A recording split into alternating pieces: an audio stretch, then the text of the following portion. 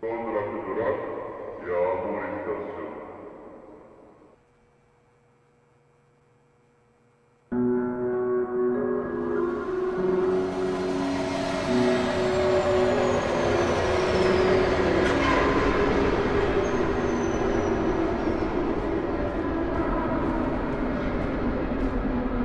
Sonraki durak Portakal İstasyonu.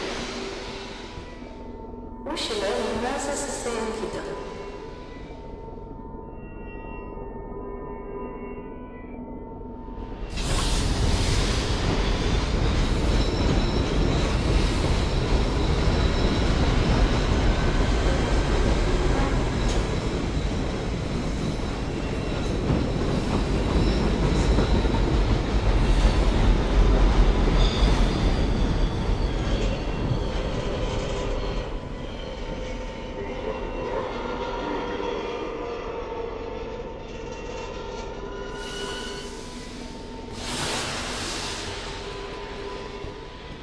Treno va bloccato in stazione.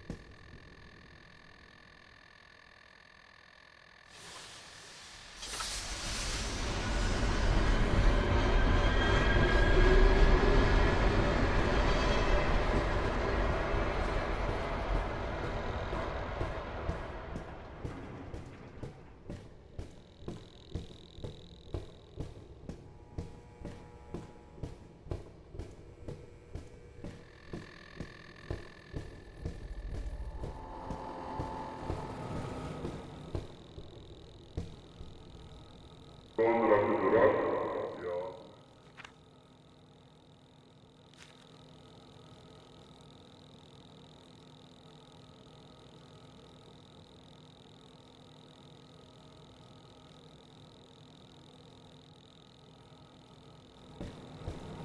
Sonraki durak Portakal İstasyonu.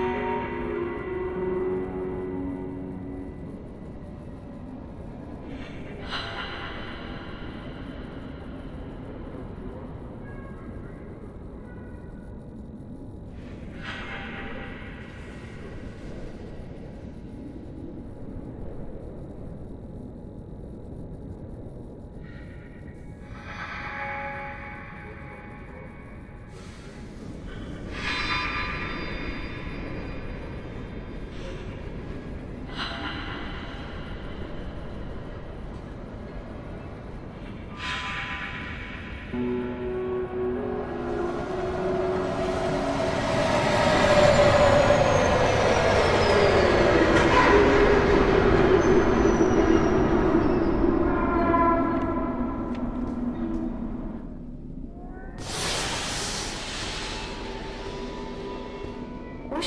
urmează să se închidă.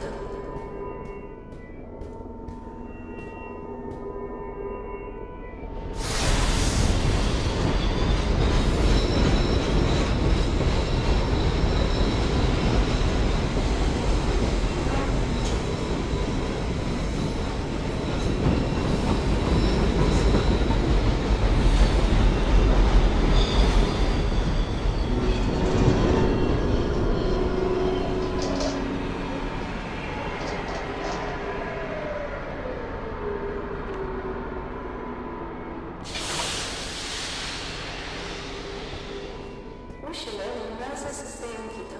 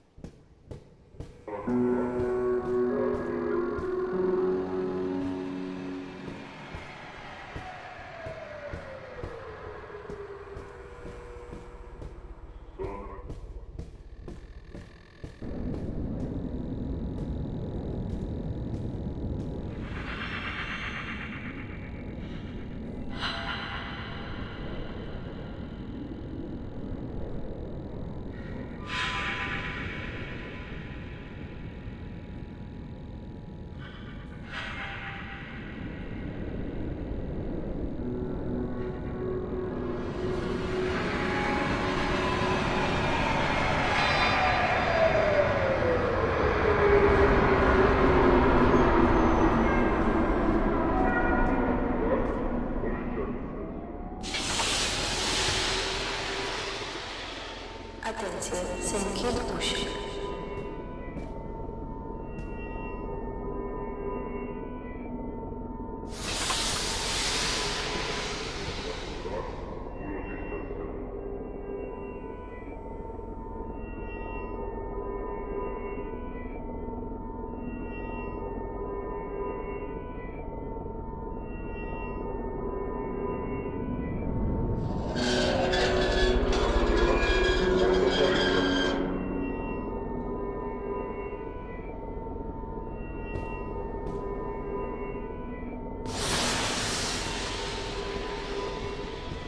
Trenul va pleca din stație.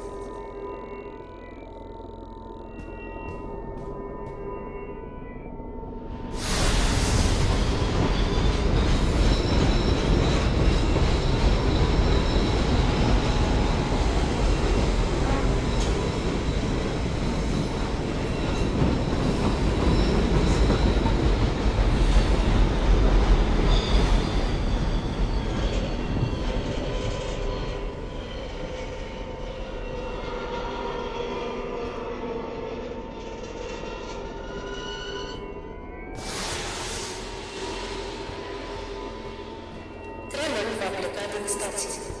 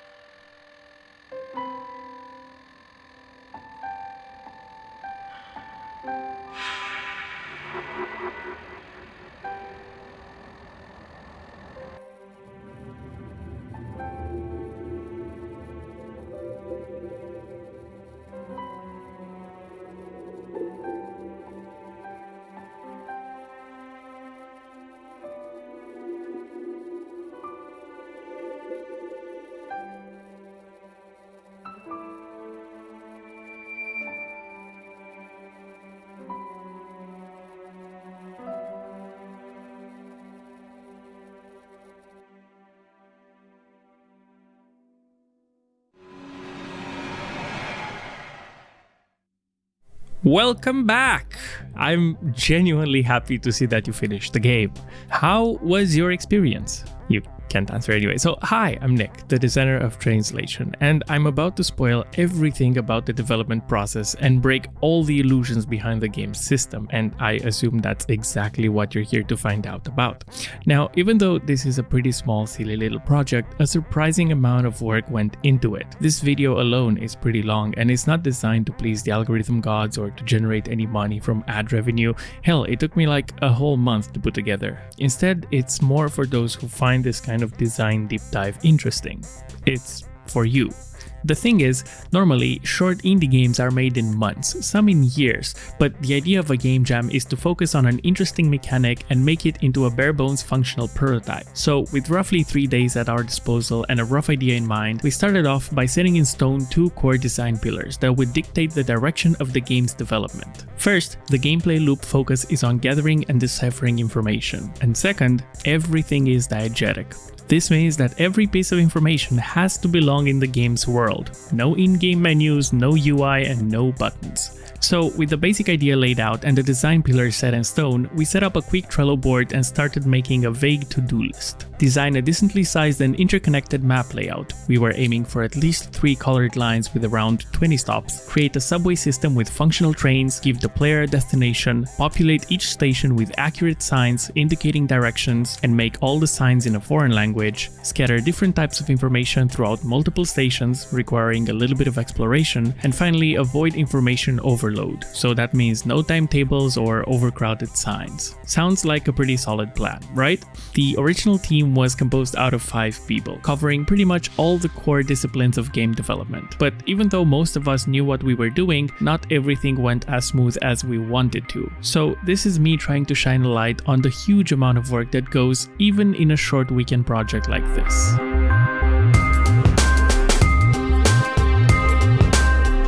First up, we put together some placeholder art, and my first and top priority was to get the map layout right. We ended up with more stations than we initially planned for, and I started distributing them equally on 4 lines so I can plot them on an easily editable map. Now, in order to create some replay value, we wanted to have the player's spawn point randomized every time the game starts, and this required a robust map layout design that is balanced and results in roughly the same playtime and difficulty every gameplay session. The secret to that robust map design is having the 4 colored tracks intersect with each other in a 2x2 formation. So for example, the yellow line never intersects with a green line and the blue line does not intersect with the red line. This design allows us to create the following 2 rules for the player's spawn condition. First, the player will always spawn on a randomly colored small station. That means that they will never spawn in a junction station. And second, the final ghost will always spawn on one of the small stations that does not intersect with the player's line color. These 2 simple rules ensure that every player starts on a new station and they have to change at least 2 trains at a major junction stop in order to reach their destination. This seems to satisfy the complexity and difficulty requirements I was going for in a purely procedural way. But even though the layout makes sense, how can I be sure that players can actually find their destination?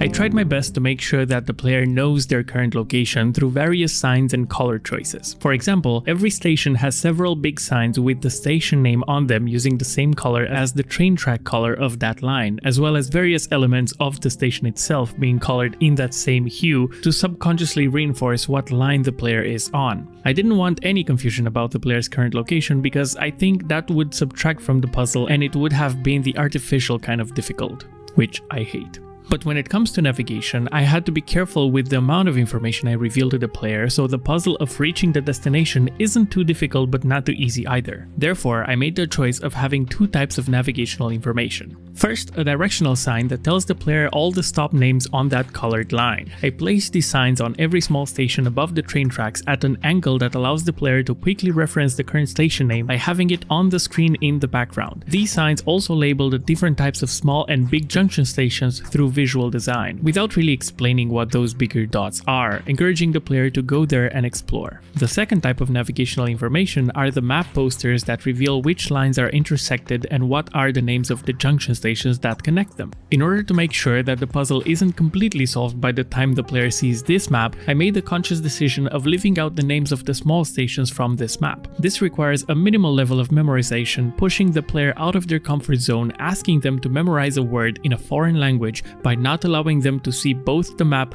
and the names of all the stations on screen at the same time. Placing these signs throughout every station was quite a manual and tedious process, making sure all the information is correct even based on which side of the platform the sign was placed. However, after the jam ended, we created a script that makes the sign prefab automatically assign the correct color onto itself based on the closest train track it finds. This made placing signs significantly easier. When it came to recreating the map layout in-game, due to me not being very familiar with Unity, a lot of bad decisions were made regarding prefab management, and as a result, I had to do a lot of manual work to create the stations and place them correctly to replicate the map layout I originally designed. Each station has two tracks that needed to be manually linked to the previous and next stops. This was a very tedious task to do, knowing that if any mistake is made, the whole gameplay loop would break. Later during the jam, we created a debug tool that allows us to drag tracks on top of each other in order to link them. That being said, keeping track of all the stations and how they link to each other, including the junction points that act as crossroads between four stations,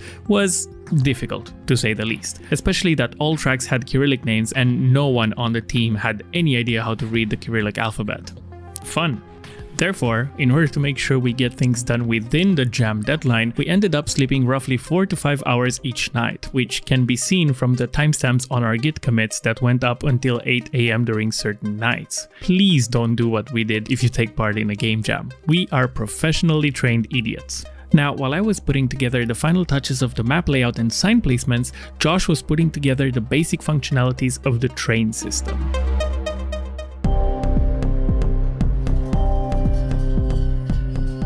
The trains themselves are rather interesting. They are actually created and simulated in real time regardless of what station you're in. It's pretty impressive to look from above and see this whole dumpster fire work so smoothly. At first, we had the train spawn for every station, which resulted in trains arriving at the station on both sides at the same time. This didn't feel right, and we wanted to add some sort of delay to the train schedule to create some variety. We didn't want to introduce new variables to this already fragile system, so the way we solved this problem was by simply spawning less trains than there are stations, which created gaps in the train line, resulting in enough variety in the arrival times that we were happy to ship the game with. There were many performance-related problems, specifically because we aimed for a near seamless transition between stations, which meant that all of our stations were in a single Unity scene. For example, once you get on a train, it starts moving and after a few seconds, it teleports to the next station. So in order to avoid computers catching on fire, we created a station streaming system where we render the current station you're on, and as soon as you step on a train and the doors close,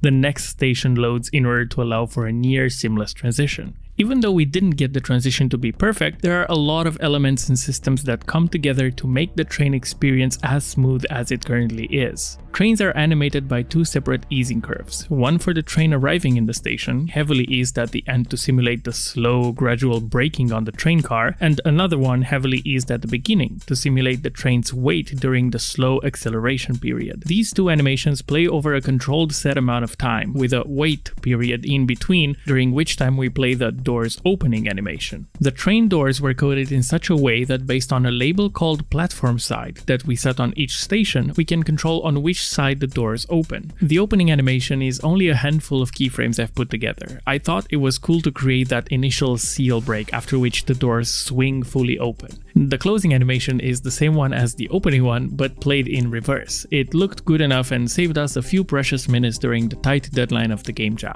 Later on in development, we also added a subtle screen shake animation tied directly to the train's movement speed in order to sell the effect even more. We wanted the train experience to be believable, and that leads me to one thing I despise in video games, and that is the player character glitching out whenever they are on a moving platform. It's a common oversight in most games, but I think it's incredibly distracting, especially in a game about immersion and diegetic design. We had to make sure that the player's character feels firmly planted on the train's floor, and for that we had to basically rewrite our own player controller code because the pre-made ones we found online were either too buggy or not good enough. As a result, when you're on board the train, the game calculates the train's velocity and adds it to your camera view every frame. And on top of that, if the train rotates, the game tracks your last position relative to the train's origin and adds that to your velocity as well. Sadly, we didn't get to take advantage of this last one because all our train tracks ended up being straight. However, it's worth mentioning that if we were to create curved spline-based tracks,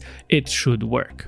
At this point, we have functional trains that arrive in stations and you can get on board, but we have another problem. You can also jump on the tracks, and that's not good. So in order to fix that, whenever the track is empty, the game places a big invisible collision wall right at the edge of the platform, preventing players from walking off of it. As soon as the train arrives in the station and the doors open, the game removes that invisible wall only to add it back when the doors close. However, our problem doesn't end there. Our train model is shorter than the length of our platform, so we found out that players can jump on the track in front and behind the train while the doors were open. In order to fix this, we used a very janky solution of placing long invisible walls on each side of the train that actually follow the train's movement, covering those gaps in the process. And with the trains functional and the tracks suicide proof, next up we had to figure out what language to use for the foreign signs.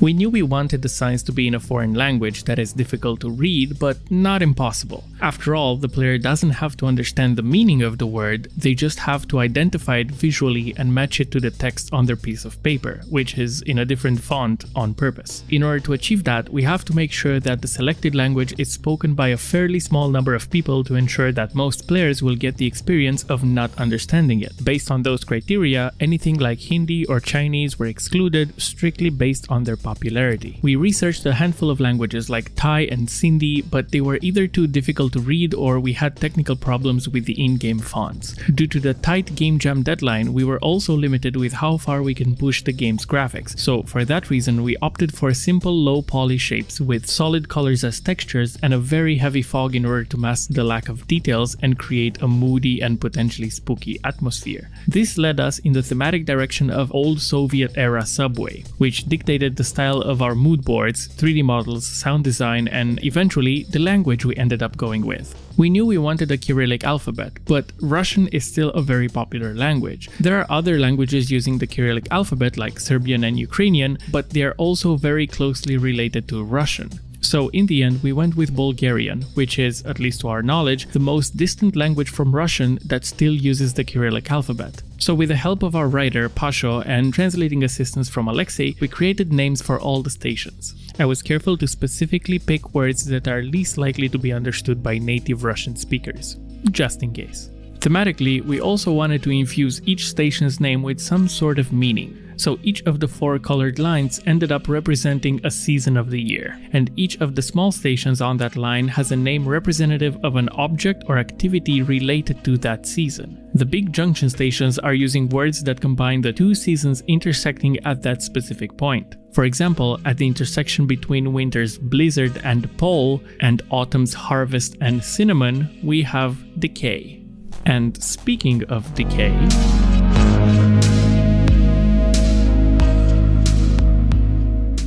because the player has to wait for trains to arrive every couple of minutes, we thought it would be cool to have other passengers on the platform also waiting for the train that you can potentially interact with. Given the Soviet-era vibes and the thick fog, those passengers turned into ghosts at one point during development, and we somehow agreed that the player character is also dead. potentially also a ghost. This was partially a thematic decision, but also partly a time-saving one, because it turns out you don't have to create texture variants for transparent glowing ghosts. You also don't have to animate a walk cycle for them either, you just use a sine wave to have them slowly float up and down. The ethereal look and poses were created by our artist Lenny. We manually placed spawn points for ghosts at each station and set a probability percentage of ghosts appearing in those points. The player can simply walk up to a ghost to trigger an interaction, and I wanted to specifically avoid requiring a button input from the player in order to engage in conversation, because it would require an explanatory button prompt UI on the screen, and that goes against the diegetic design pillar. That being said, due to the time and budget constraints, voice acting was not an option, so we had to go with a traditional text dialogue, which goes a little bit against the whole diegetic design, but it feels like a good compromise rather than giving up dialogue completely. We tried to keep the conversation interaction UI minimal and avoid any unnecessary elements like borders or text containers. We even went as far as replacing the default arrow cursor with a vague floating whisper-like blurred circle to keep with the theme. We had to make sure the options you hover your cursor over have pretty big hitboxes and become highlighted in a very obvious way to account for the lack of an arrow pointer on your cursor. And with the dialogue systems now functional, it was time to inject each ghost with some sort of personality.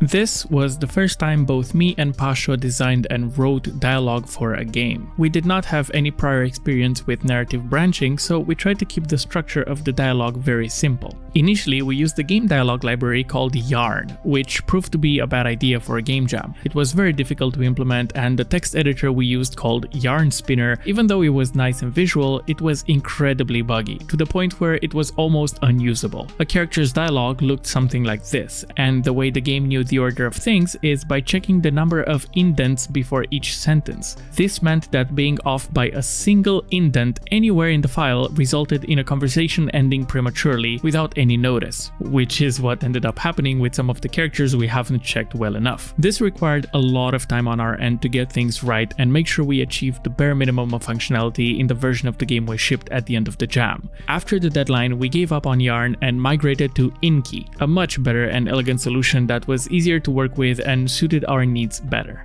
In the end, Pasha created an impressive roster of 25 individual ghost characters, each with their own names, quirks, and personalities. This included a handful of joke characters that had very short dialogue in foreign languages in order to bump up the variety of interactions. The conversations were structured in such a way that each ghost would have a little story for you, told in 3 to 4 short paragraphs. Even though each ghost has their own unique name, in our attempts to avoid any unnecessary UI elements, we don't actually display those on screen.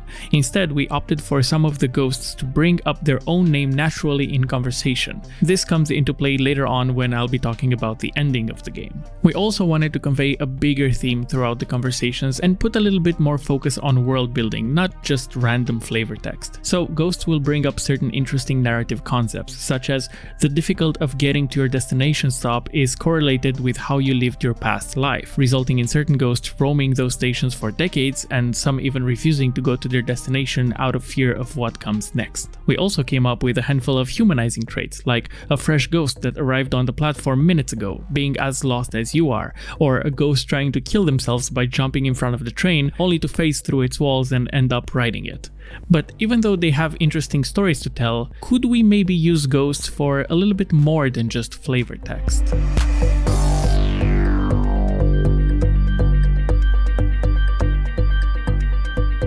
I am personally a huge fan of invisible design, little things that the game does to make your experience more pleasant without the player ever realizing. When it comes to tutorials, normally, especially in the context of a game jam, most games would have a screen before you start playing with a wall of text explaining how to play the game and what you have to do in order to win, sometimes accompanied by a cacophony of button prompts that you are somehow supposed to memorize before even playing the game. I absolutely hate that, and I think the best kind of tutorial is a fully invisible one. So despite the time limitations, I tried to design an invisible tutorial with the tools and limitations we had as well as the game's mechanics in mind. First of all, I started with the assumption that the player's gaming literacy is at a level where they know you move around with WASD and control the camera with the mouse, so I intentionally left those concepts out of the tutorial. When you start the game, the very first moment when you spawn, we made sure your camera is pointed downwards towards a node with your destination written on it. This instantly communicates to you what your goal is. The text on the node is also colored to match the color of the line your destination stop is on, and even though it's not meant to be a revelation at the point when the player sees it, it's a subtle nudge in the right direction. Because the player most likely won't be able to read that Cyrillic station name, it's important to highlight it by making sure nothing else on the screen is competing for the player's attention. After a second or two, the player realizes that they are free to look around, away from the node, at which point it's subconsciously registered that the node can be accessed at any time by simply looking down. I was inspired by the map in Minecraft and how easy and natural it feels to look down towards a piece of paper.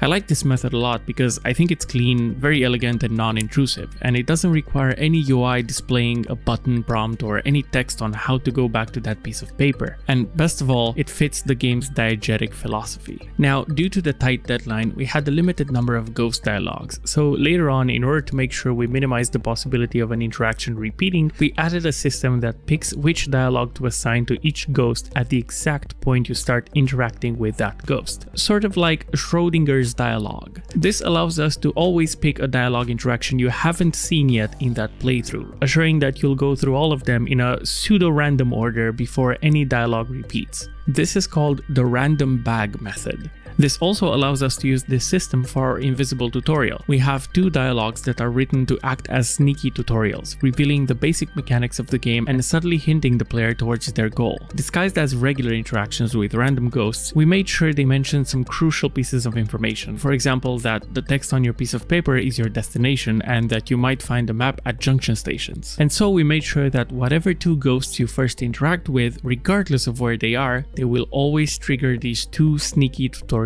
dialogues. Initially, we had a predefined tutorial ghost on the same station you spawn on. However, this doesn't assure that every player will interact with that tutorial ghost before they leave the station. This way, with the random bag method, the player has the freedom to go wherever they want, while we have the assurance that they will eventually interact with a ghost and get to see that tutorial dialogue instead of missing it completely. We also structured the initial two tutorial dialogues to not feel like you are stuck in them. We didn't want to make the dialogue the equivalent of a pop-up screen or anything intrusive, so even though you might quit the conversation early, the ghost still gives you a condensed piece of information as a goodbye message that might be useful for your journey. Now, there are a lot of ways to influence the player's behavior through mechanical systems and visual cues, but could we also maybe do it with sound?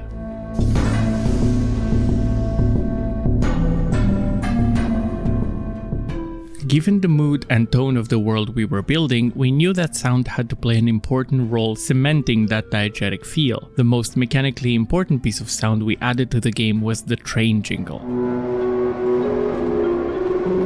We ripped this straight from a random YouTube video of Tokyo train sounds, and every time a train is about to arrive in a station, a little distorted jingle plays. This was designed through repeated use and observation to hopefully evoke a Pavlovian response from the player. So even if they are not looking towards the train tracks, the player would know that a train is about to arrive in the station strictly from the existence of that sound. Another example of this is when the player starts a conversation with a ghost, we duck most of the environmental sounds. That means that any sound not related to the dialogue gets lowered in volume in order to create the feeling of focusing on the ghost you're talking to. However, we don't lower the volume of the train jingle because that is more of a gameplay related functional sound rather than a flavor one. Ryan, the sound designer, implemented Fmod to the project and took recordings from friends making train announcements in various languages. He then paired them with other train-related sounds before applying a variety of effects on them to make them sound like they belong in the game's universe. I specifically wanted a distant, distorted, echoey feel to most sounds given the huge halls the sound can reverberate around, so the distortion pipeline was as follows. Get recording of a friend making an announcement. Clean it up by removing the background noise and alter its timing by stretching it slightly to make it more otherworldly. cut out the high and low frequencies, Sonra durak, gölge istasyonu. apply a healthy dose of distortion, Sonra durak, gölge istasyonu. use a heavy amount of echo and reverb, Sonra durak, gölge istasyonu. after which we pair it with various train-related sounds. So by starting out with this, Sonra durak, we ended up with something like this.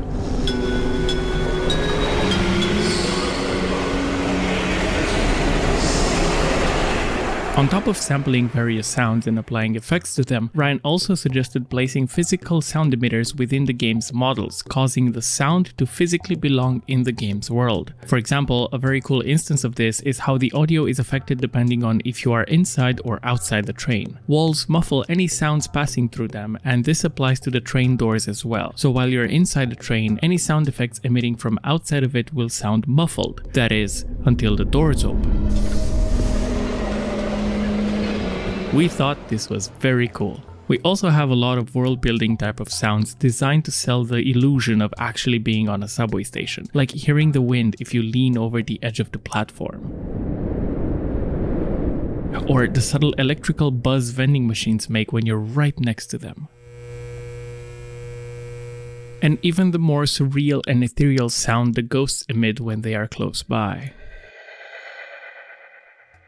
Although sound design is not without its own problems. Due to us getting greedy and adding a lot of sounds to the project, in the game jam version of the game, the audio ends up cutting out completely every now and then because of a buffer overload, which basically means that the game is trying to play too many sounds at once and only a few of them end up coming through. It's worth noting that most of these world building sound effects I just mentioned we added after the game jam has ended, in the polished 2.0 version of the game. All in all, the sound was universally praised by the players as contributing a lot to the experience. But there were also other things that the players had to say about the game.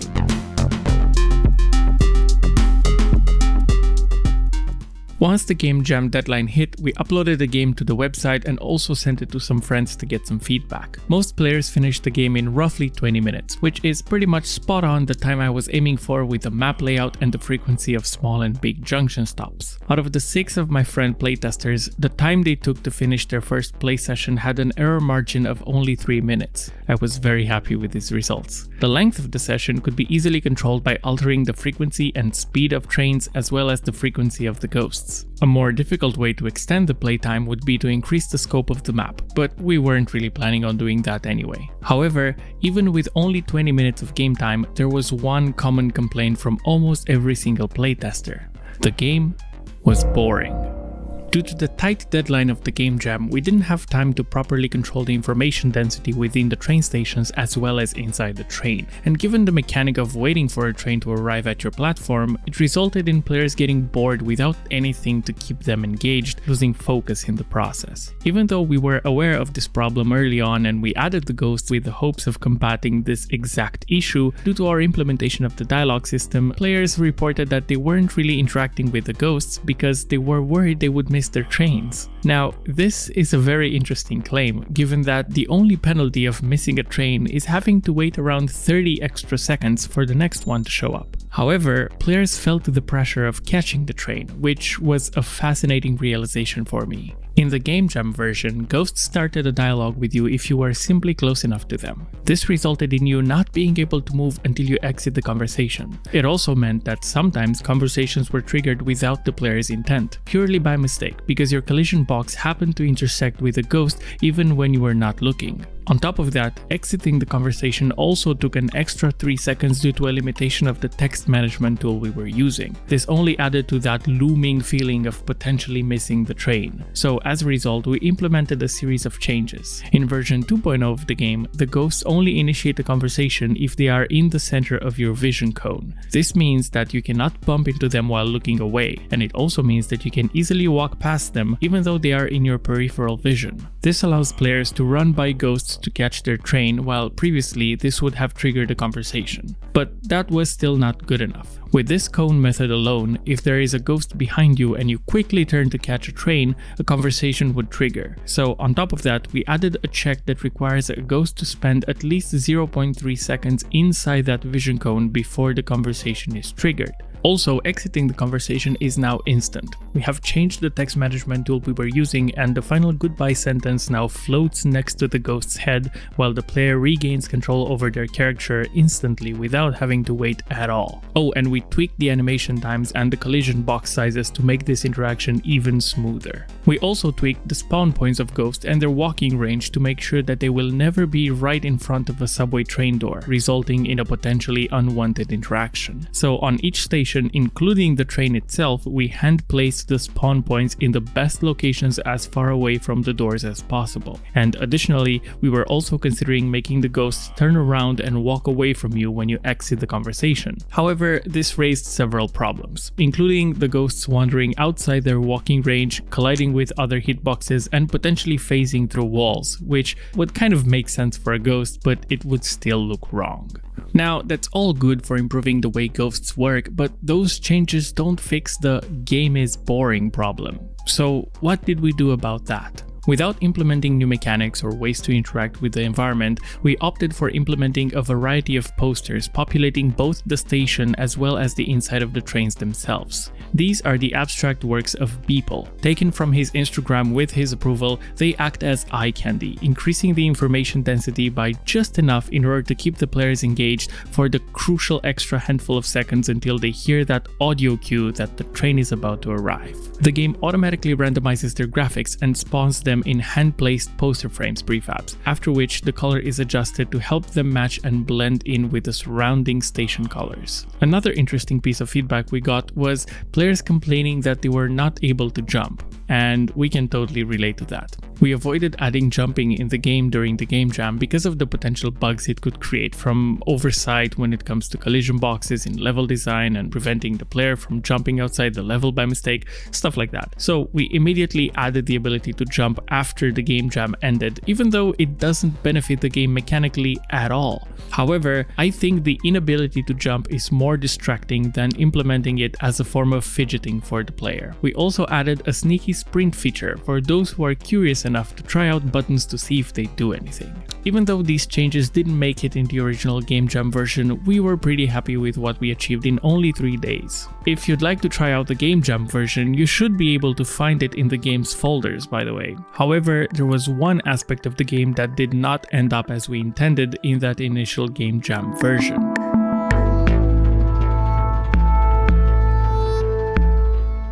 In the original version of the game, when you reach your destination stop, you see a red ghost, you interact with it, and after a few flavor sentences, the screen abruptly cuts to black and a pretentious conclusion fades on the screen. This was not the ending we had in mind, but it was all we could put together in that time frame while still having a functional game. We had many propositions for ending possibilities, like maybe the red ghost tells you to turn your piece of paper around only to find out some extra piece of information on its back, or maybe you finally escape the subway station and you go outside, or maybe you find out that you're in hell and there is no escape. One especially silly idea was that you find out that this was the first step in your journey and next up you have to navigate an airport terminal. Lovely.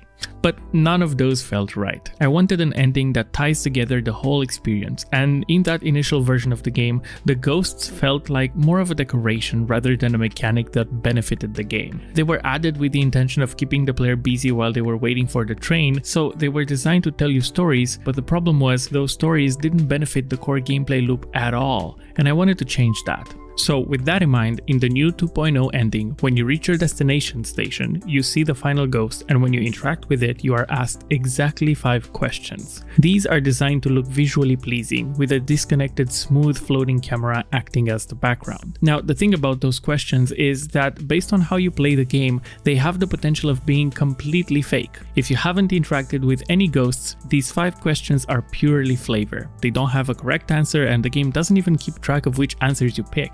And after you answer those fake questions, you get what we call the neutral ending. However, there is a good ending though, and you can get it only if you interact with at least a handful of ghosts and listen to their stories throughout your playthrough. During your conversations, at one point, most ghosts will reveal an important piece of information that you will be asked about later during your interaction with the end ghost. We call this a ghost question. So depending on how many ghosts you've interacted with, those initial 5 fake questions will be replaced with real ghost questions. We used a special command embedded in the dialogue text itself to make sure that you won't be asked about any story that didn't physically show up on your screen. So if you answer 3 of the real ghost questions correctly, you get the good ending.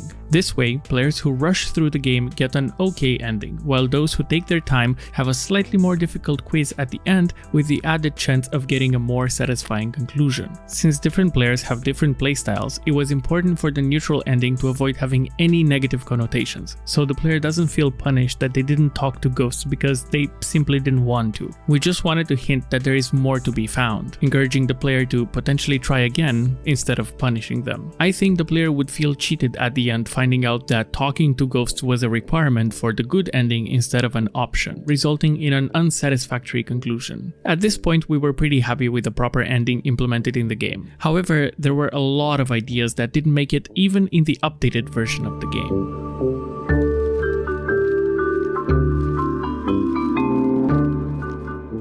With the post-game jam version 2.0, we wanted to polish up the experience and make it more accessible without increasing its scope. I was very wary of my tendencies of adding feature creep in all my projects, so I wanted to avoid that for this one. So with that in mind, I made the decision of leaving out several early ideas we had during the game jam. For example, one of the ideas to add complexity to the puzzle was having 2 types of trains, a local one that stops at all the stations and an express one that only stops at the junction stations, or train schedules based on the days of the week, where certain types of trains only stop at certain stations on weekdays, similar to how things are in the New York City subway. This would have required us to communicate what day of the week it is somewhere diegetically, and we either did that through the environment or we could write it on the piece of paper you start with. However, if it wasn't written in English, it was almost impossible for the player to read it, while if it was in English, it wouldn't fit with the rest of the world, given that your destination is written in Cyrillic. For a long time, we wanted to add the ability for ghosts to give you directions, with the potential of certain ghosts giving you wrong directions on purpose.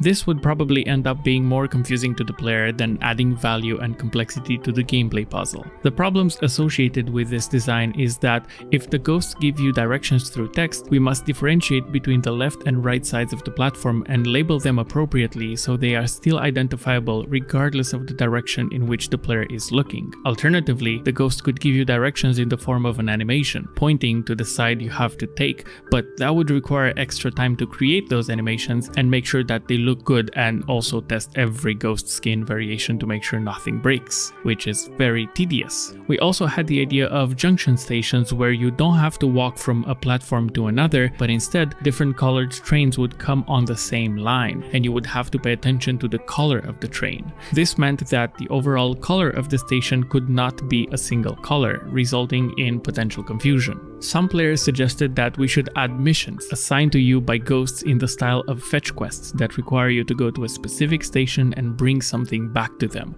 or the ability to help guide ghosts towards their destination stops. Most of these ideas would either make the puzzle too complex without adding value or depth to the gameplay loop, or they would introduce the wrong kind of artificial difficulty to the project, which I was purposefully trying to avoid. In the end, I'm pretty happy with how the project turned out with the resources and time we had on hand. One final thing to mention before I conclude this video would be the alternative names we had for this project. Initially, it was called Project Metropole, mostly because we needed an urgent name for our repository, but we also had alternatives such as Project Platform, or one of my favorites, Metronome, encompassing both the word metro and describing the cyclical nature of the gameplay loop. But in the end, we went with a shortened version of what we thought was the most fitting name: Lost in Trainslation.